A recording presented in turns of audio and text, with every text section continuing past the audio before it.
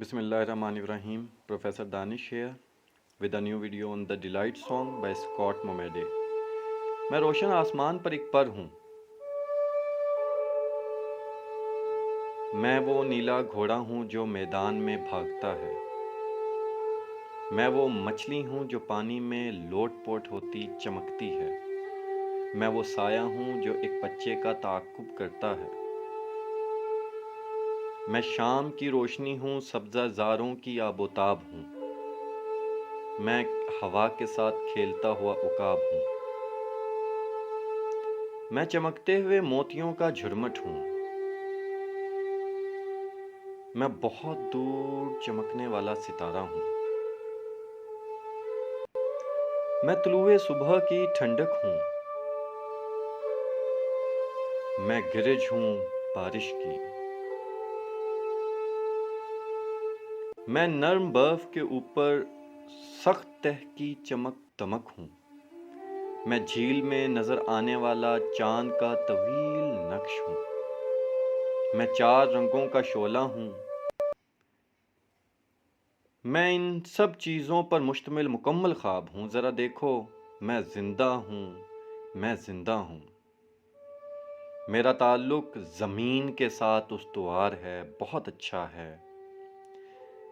मेरा ताल्लुक़ नवाबों के साथ बहुत अच्छा है। मेरा ताल्लुक़ हर उस चीज़ से जो खूबसूरत है, बहुत अच्छा है। तुम देखो, मैं ज़िंदा हूँ, मैं ज़िंदा हूँ, मैं ज़िंदगी से भरपूर हूँ। स्कॉट मोमेडे। क्या है खूबसूरती शायर के मुताबिक? कैसे देखता है शायर खूबसूरती को और क्या उसे खुश करता है? आइए चलते हैं एक्सप्लेनेशन की जानिब। हमारी ज़मीन जो कि बहुत ज़्यादा खूबसूरत, हमारा घर जो कि हमें अनायत किया अल्लाह रब्बुल इज़्ज़त ने, ये खूबसूरत है। अल्लाह ताला कुरान पाक में फरमाता है, मैं खूबसूरत हूँ और खूबसूरती को पसंद करता हूँ। शायर इस नज़्म में इंतहाई ऑप्टिमिस्टिक है, यानी कि पुरउम्मीद है।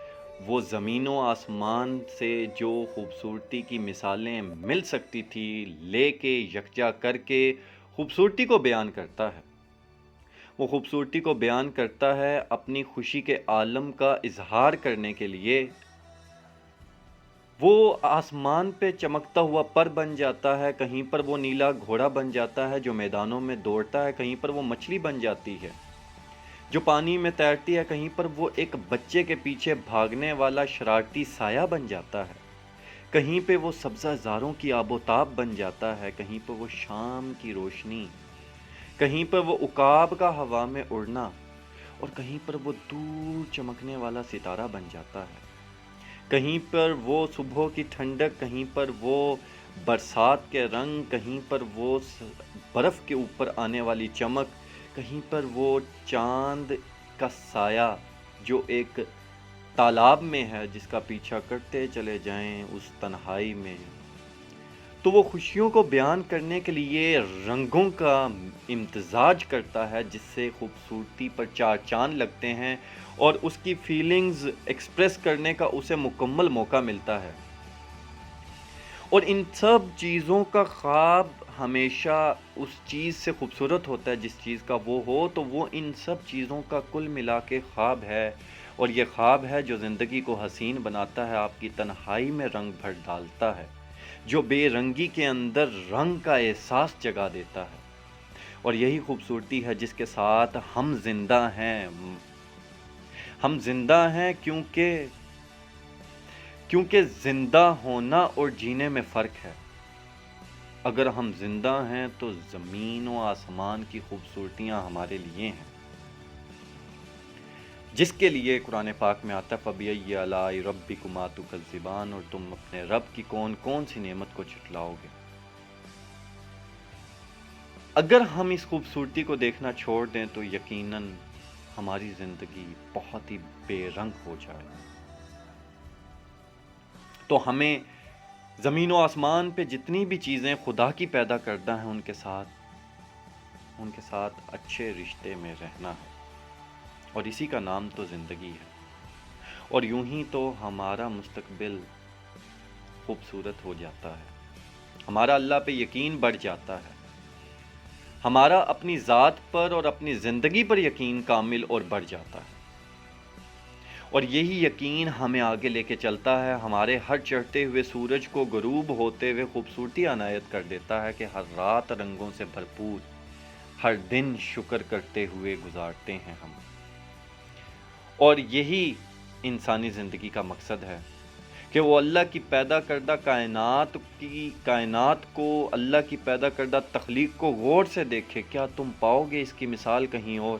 نہیں، کبھی بھی نہیں مل سکتی، کہ یہ پیدا کرنے والا بہت بلند و بالاتر ہے ہماری عقلوں سے، کہ ہم اس کی رنگینیوں کا، اس کی پیدا کردہ خوبصورتیوں کا کبھی بھی حساب نہیں لگا سکتے۔ جس قدر انسان نے کائنات کو کھنگالا، جس قدر وہ اس میں دور تک نکلا، اس قدر ہی اس کی عقل حیران رہ گئی کہ اللہ نے جو کائنات بنائی، کیا وہ اس کا 1% بھی شکر ادا کر سکتا ہے؟ کبھی بھی نہیں۔ یہاں پر زبان گنگ رہ جاتی ہے، لہجے حیران رہ جاتے ہیں، عقلیں پریشان رہ جاتی ہیں۔ تو یوں ہے کہ ہمیں صرف اس خوبصورتی کو دیکھتے چلے جانا ہے، اپنے آنے والے کل سے اچھی امیدیں وابستہ کرنا ہے۔ سوال و جواب کی طرف بڑھتے ہیں۔ سب سے پہلے شاعر کہتا ہے کہ اس کی کیا مراد ہے۔ سوال میں پوچھا جاتا ہے جب وہ بچے کے پیچھے دوڑنے والا سایہ ہے، تو یقیناً بچے کے پیچھے دوڑنے والا سایہ انتہائی شرارتی ہوتا ہے۔ اسی طرح شاعر بھی زندگی کے رنگوں سے لطف اندوز ہوتا ہوا شرارتی اور خوبصورت اور خوشگوار لہجے میں باتیں کرتا ہے۔ اس کا آنسر آپ کی سکرین پہ، آپ اسے روک کے اپنے پاس لکھ سکتے ہیں۔ اور جب وہ کہتا ہے کہ برف کے سل کے اوپر والی چمک سے کیا مراد ہے، تو اس کا مراد ہے وہ آئینہ جو روشنیوں کو منعکس کرتا ہے، خوبصورتیوں کو ابھار دیتا ہے۔ تو شاید وہ آئینہ بننا چاہتا ہے کہ کائنات اس کے اندر سے نظر آئے، اس مسکراہٹ میں جو اس کے لبوں پر پھیل جاتی ہے۔ ان سب چیزوں کے خواب سے شاعر کی کیا مراد ہے؟ تمام چیزوں کی خوبصورتی ایک طرف، اور سب سے حسین اس خوبصورتی کا خواب ہے جو شاعر نے دیکھا ہے۔ اس کے اندر تمام چیزیں شامل ہیں، جو کچھ بھی وہ دیکھتا ہے، جو کچھ بھی وہ محسوس کرتا ہے، اس کا احساس اسے زیادہ خوشیاں دیتا ہے، اور یہی حسین خوشیاں اس کو خوش کر دیتی ہیں۔ انسان کا تعلق زمین سے اور زمین کے نوابوں سے اچھے ہونے سے کیا مراد ہے؟ اس سے مراد ہے کہ انسان اپنی زندگی خوشی سے بتا رہا ہے، اور ایک انسان کو زندہ کون سی چیزیں رکھتی ہیں؟ جی، اس کا زندگی سے اچھا تعلق استوار ہو، اس کا نوابوں سے، اس کا ہر وہ چیز جو بیوٹیفل ہے، خوبصورت ہے، پھلدار ہے۔ اچھے رشتے میں ہونے کا مطلب خوشی ہے۔ اور پیسیمزم، آپٹیمزم، نا امیدی اور امید، اس نظم میں کیا شاعر نے اپنایا؟ جی، اس نے امید کو اپنایا، ہوپ فلنس کو اپنایا، آنے والے کل کی امید کو اپنایا، اور اس نے نا امیدی کو دور چھوڑ دیا۔ اور کچھ سطروں میں لکھیں پوئم کے سینٹرل آئیڈیا کو، مرکزی خیال کو، تو جی ہاں، وہ خوبصورتی کو پسند کرتا ہوا خوش رہنا پسند کرتا ہے، اور یہی خوشی اس کی زندگی ہے۔ اس کے ساتھ ہی اجازت دیجیے، اللہ حافظ بچوں۔